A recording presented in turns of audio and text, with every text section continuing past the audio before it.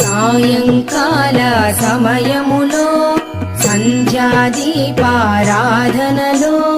వచ్చును తల్లి మహాలక్ష్మి, వచ్చును తల్లి వరలక్ష్మి.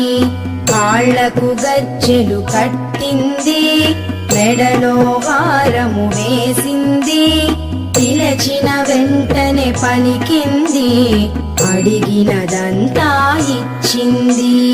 సాయంకాల సమయములో సంధ్యాదీపారాధనలో వచ్చును తల్లి మహాలక్ష్మి, వచ్చును తల్లి వరలక్ష్మి.